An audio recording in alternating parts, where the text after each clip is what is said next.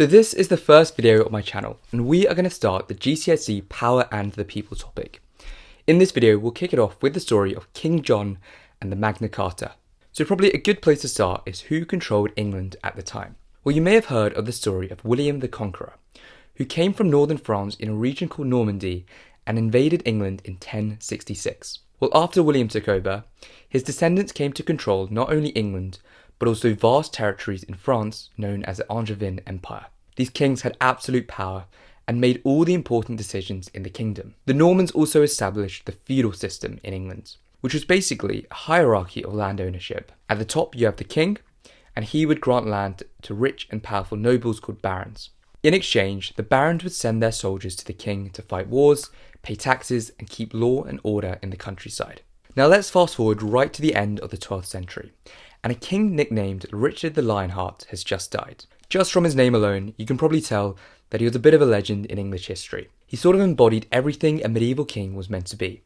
A warrior, strong, brave, noble. But when he died in 1199, his brother John succeeded him, who did not go down so well in history. Now this Angevin Empire was absolutely massive, stretching from the borders of Scotland right down to the south of France.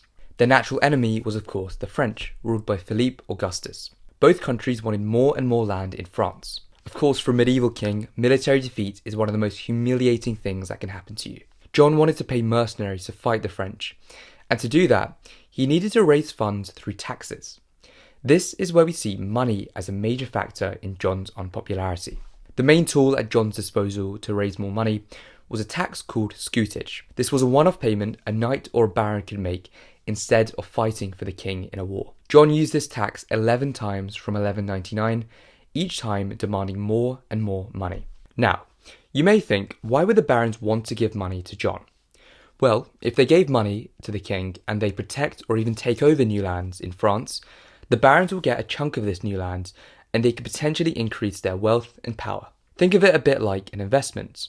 The problem was, John kept losing. Now war becomes another major factor in John's unpopularity.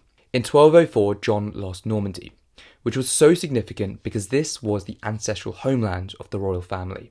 His nickname became John Lackland because, well, he lost a lot of land.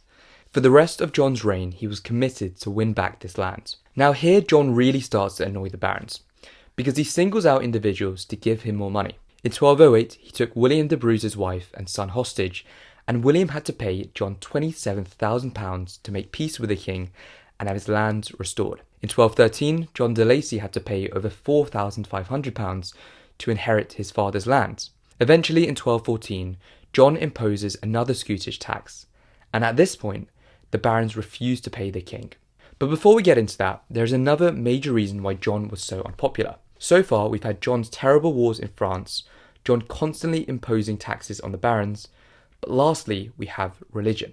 So you may know that the head of the Catholic Church is a fellow called the Pope, and typically, they would appoint the Archbishop of Canterbury, who was the head of the Catholic Church in England. After the king, this was the most important position of power. While Pope Innocent III wanted to appoint a man called Stephen Langton as Archbishop, whilst John wanted to appoint a friend and ally to help him carry out his policies.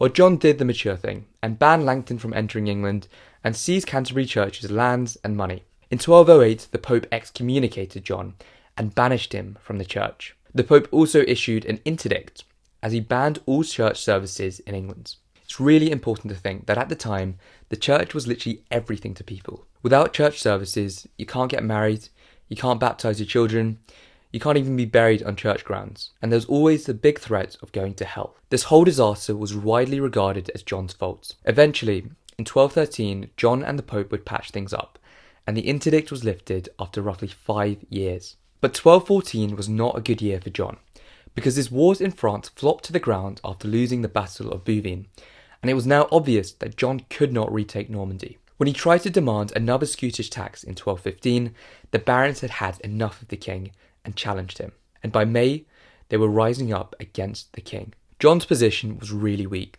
and he couldn't go to war right away. The two sides decided to meet at Runnymede in June 1215. The barons drew up a list of grievances and demands of John. They presented Magna Carta to the king, which is Latin for the Great Charter. It was a list of 63 different clauses that the king and everyone else had to follow. It was really the first time that there was any limits to royal authority in England. Some of the clauses were not so important, but others were extremely important. For example, Clause 12 said that no scutage could be imposed without the consent of the barons, the idea that taxation needed approval beyond the king. Clause 39 said that all freemen should have the right to a proper trial according to the law, the idea of a fairer legal system. And importantly, Clause 61 said that a group of 25 barons will be formed to monitor the king and make sure that he abides by the terms of Magna Carta. The last idea that the king is finally accountable to someone. Well, amazingly, John actually agreed to Magna Carta.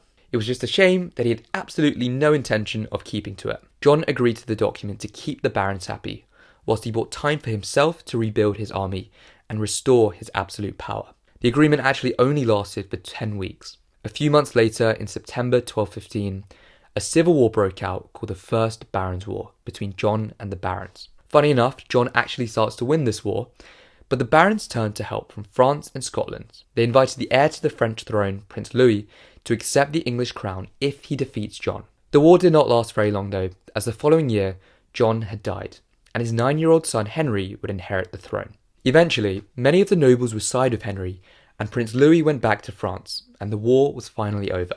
But before we finish, let's take a look again at the Magna Carta and what actually makes it so significant. Firstly, in the short term, it limits the power of the king and was a power check on authority, which has never happened before in English history. Now, although John does not intend to keep his promises, eventually, down the line, Magna Carta will be reissued again and again by English kings.